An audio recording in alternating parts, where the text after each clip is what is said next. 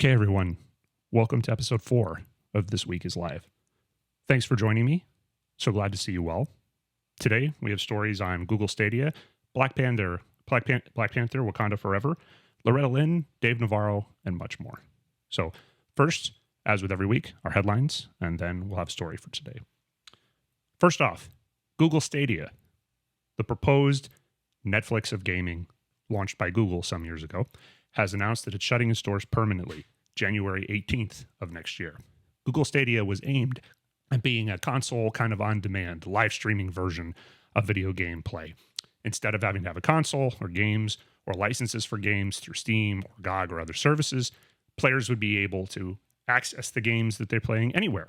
But Google has announced, due to low adoption and uptick, that they have pulled the plug on the platform effectively as of January 18th. Anybody who bought specialized hardware for the platform or anyone who bought special games or add-ons for it are going to be refunded in their entirety. Secondly, in sad news in the world of music, country music legend Loretta Lynn has passed away at the age of 90 years old. According to her family, Lynn had passed away due to natural causes in her sleep. No other cause of death was given as of press time.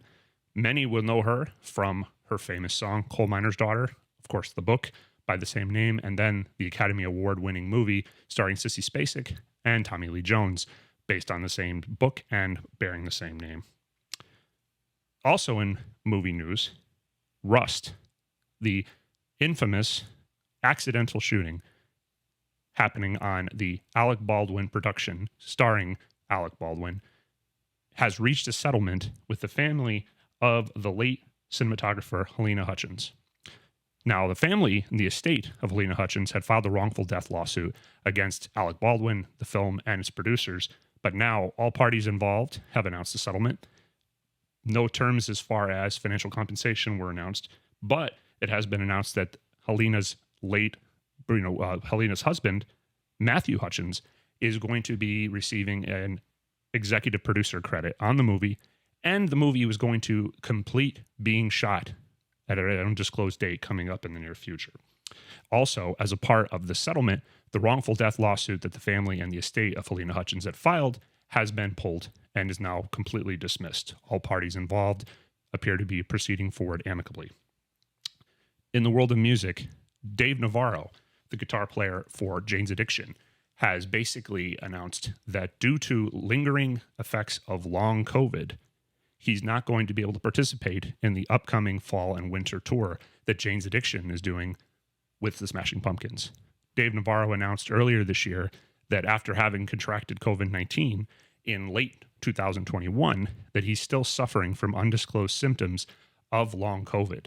It caused him to sit out several shows earlier this year, in which case Jane's Addiction canceled, and Perry Farrell reunited his former band Porno for Pyros, and Porno for Pyros played those festival slots instead and a couple of club shows as well.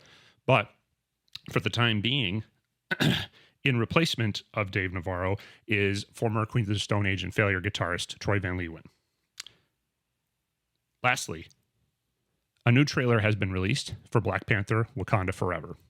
This trailer expands greatly on the recent trailer that came out that only hinted at some of the events and some of the footage and what was going to happen in the story. This one focuses much more on how the story is going to deal with the death of T'Challa, following the real-life death of the actor portraying the character, Chadwick Boseman, and also from there, how the Submariner, played by Tenoch Huerta, is going to factor into the story. The footage seemingly hints at an invasion coming to the mainland, coming to Wakanda itself, and effectively, the ending of the trailer teases a new Black Panther, clearly a female Black Panther, but does not reveal which character or actress is going to be the one that actually takes the spot.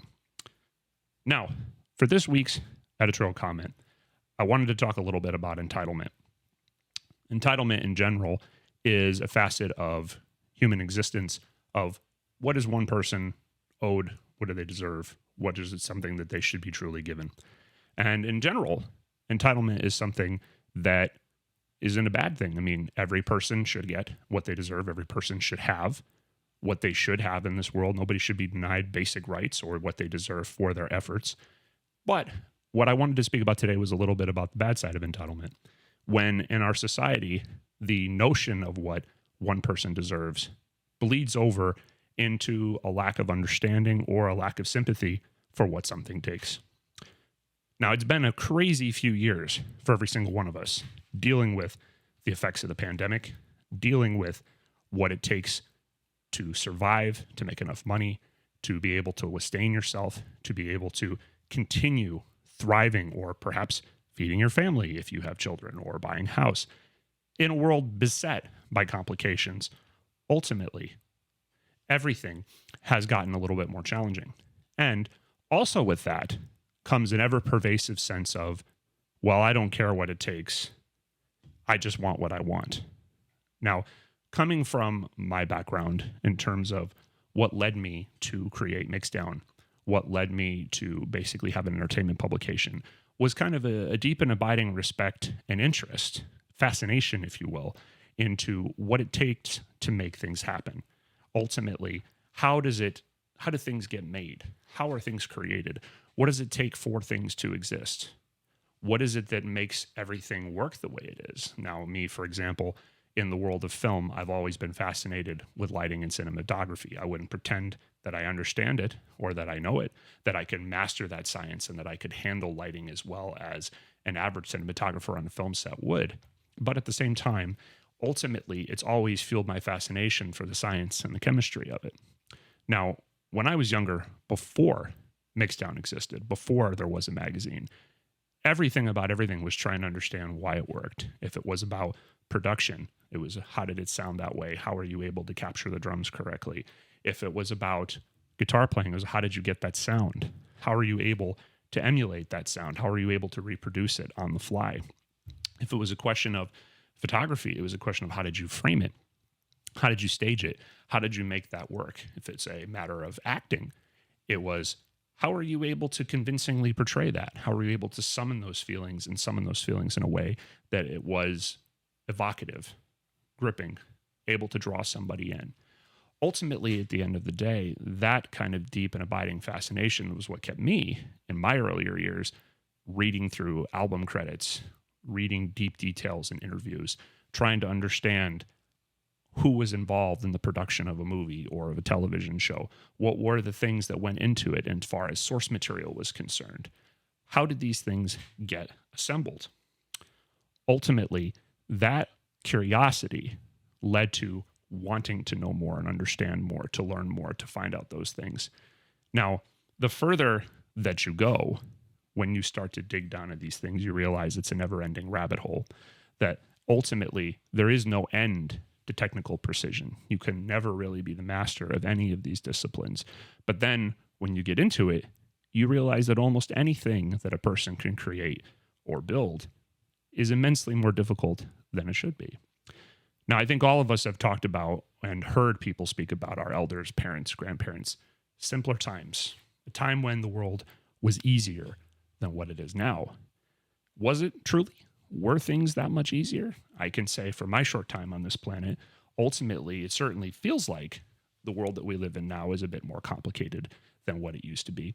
Ultimately, in my youth, you wanted to speak to someone, you called them on the phone. You either got them on the phone at the time that they were there, or maybe they had an answering machine. And that was about the size of it. There was no calls. There was no emails. There was no text messaging. There was no Skype calls. There was no WhatsApp. There was no elaborate bevy of systems that had to be paid attention to. There was just you called them, you got them or you didn't. Or if they were at least in your area, you got in your car and you drove over there to go see them. Otherwise, you didn't talk to them. So certainly on some level, there are technological advancements that have complicated the world we live in.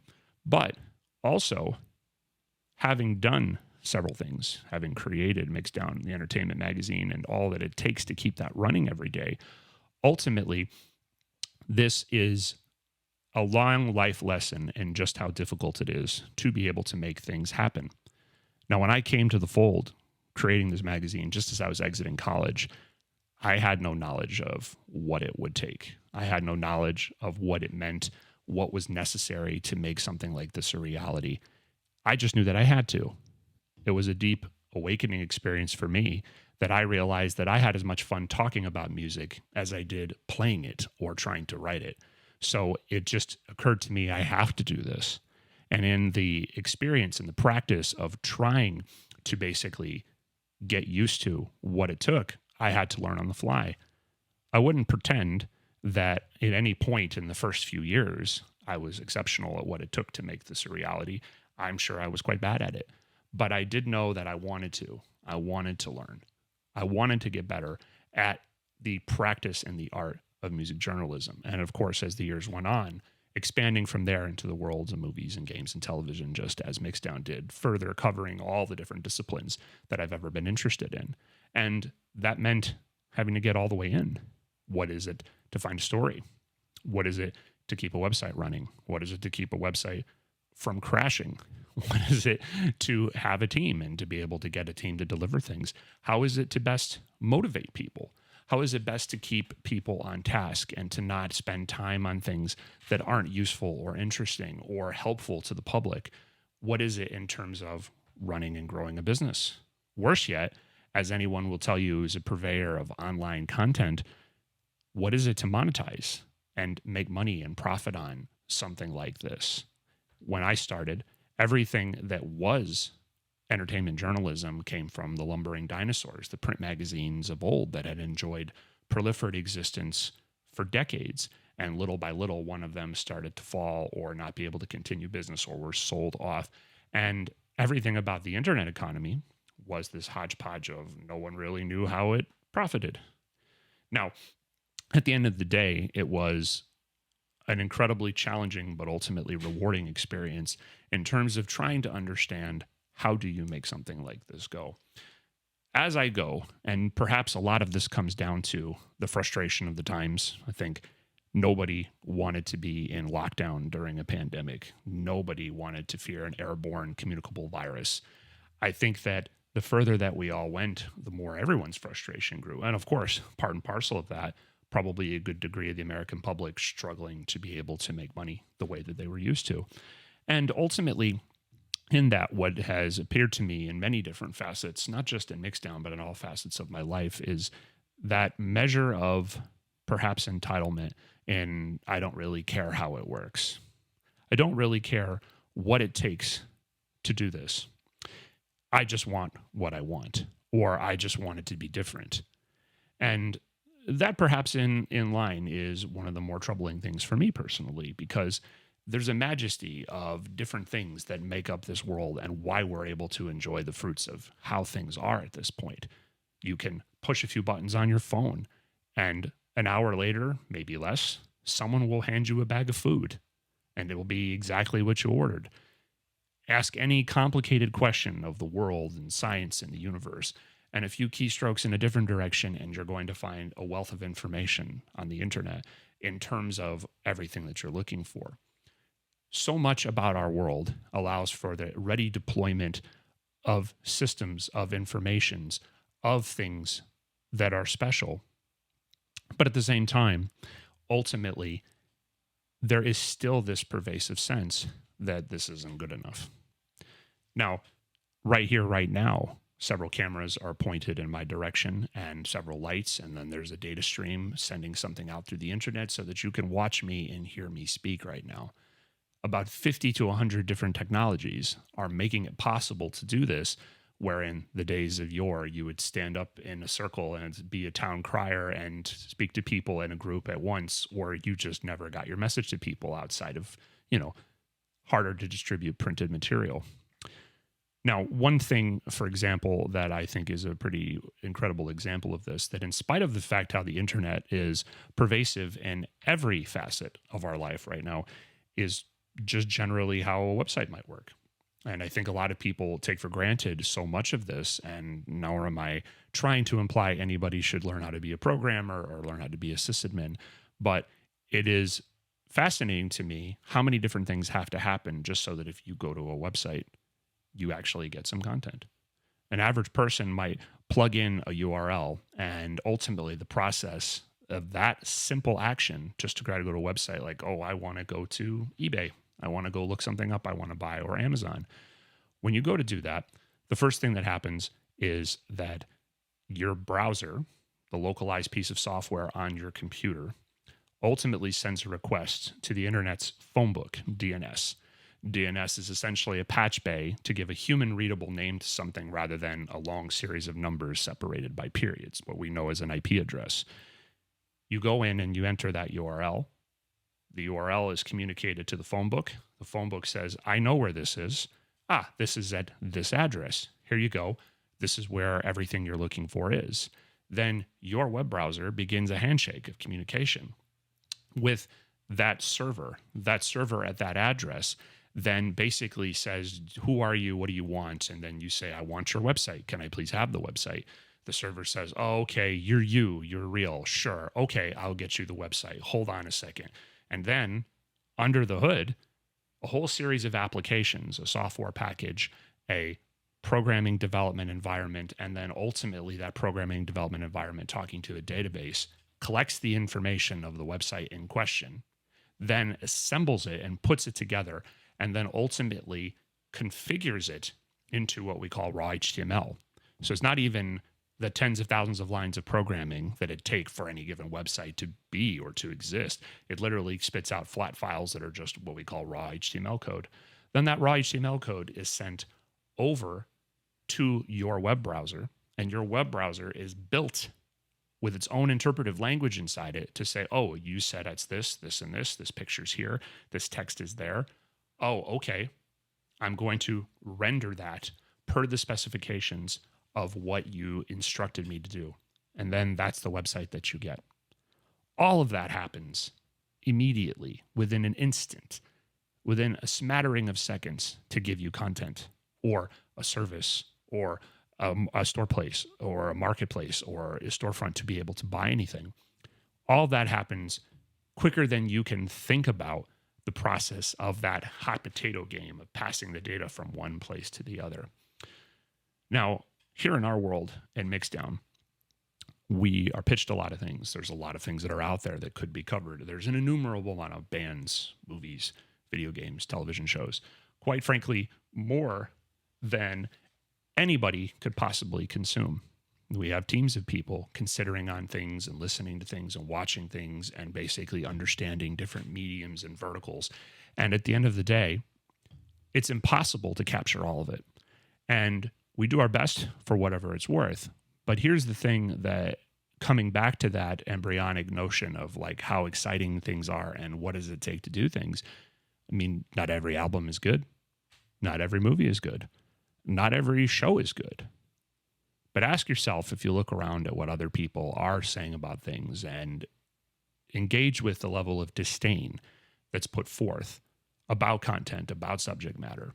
Now, I'm not trying to make an argument for never, ever having a negative thing to say about any piece of media. Some things aren't great. There's nothing to be done about it. Sometimes things aren't worth people's time and money. That's certainly a big facet of what we do here at Mixdown, is to try to help guide people to where their time and money is best spent.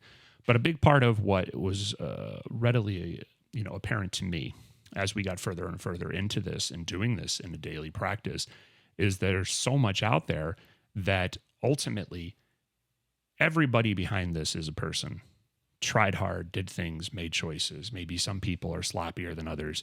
Maybe some people don't have the skill as other people. Not everybody's Jeff Barrow from Portishead. Not everybody's Jack White. Not everybody can be Michael Jordan if you're sports. Not everybody can be a visionary like Steve Jobs if you're in technology. But ultimately, a whole lot of time and effort and thought went into making that happen.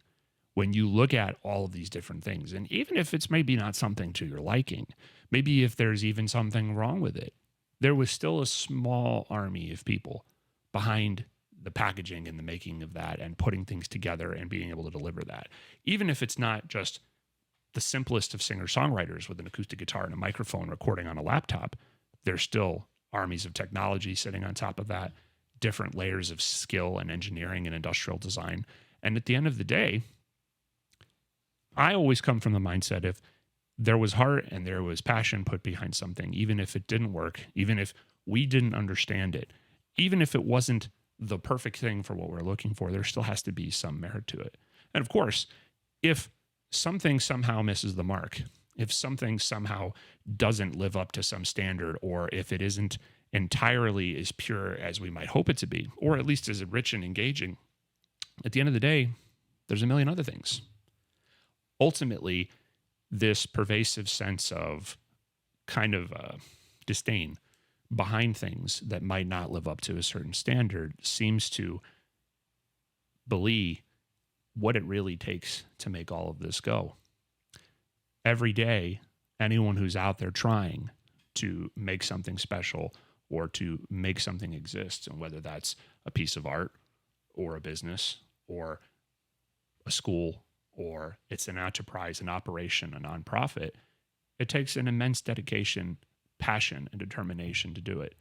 Because whether the time before really was simpler times and those times are gone, or whether it was always kind of hard and the technology that we use to interface with the moment is different, ultimately, and at the end of the day, there is still something so magical about what we can do when we apply ourselves and when we do things.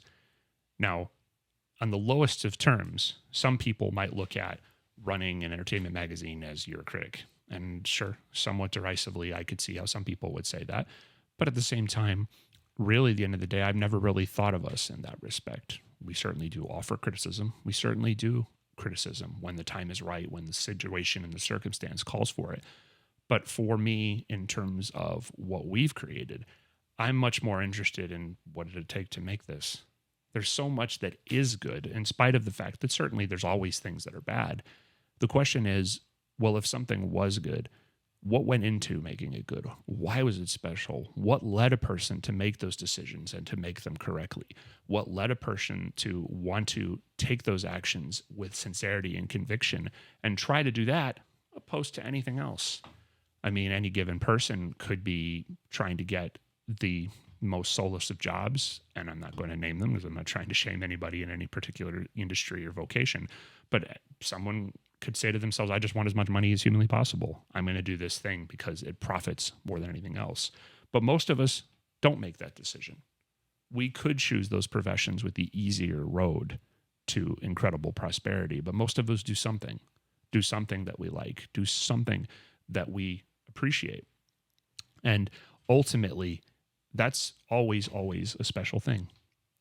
These things that we're able to create, these elaborate series of summoning of materials or media or ideas or thoughts or voice or visuals or presentation, are all special in their own unique way.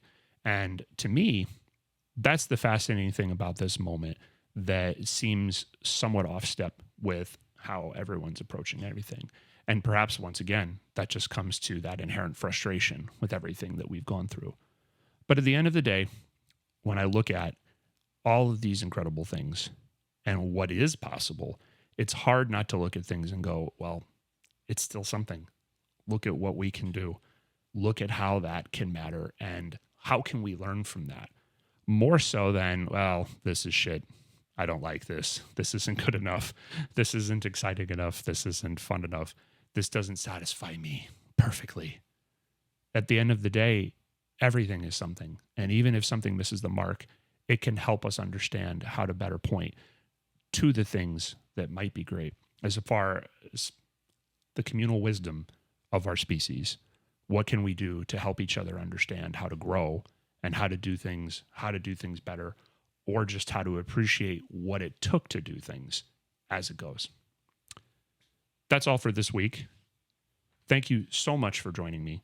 We'll be back every week in this format, eventually maybe with some special guests. Once again, so glad to see you well, and thanks for joining us. This Week is Live.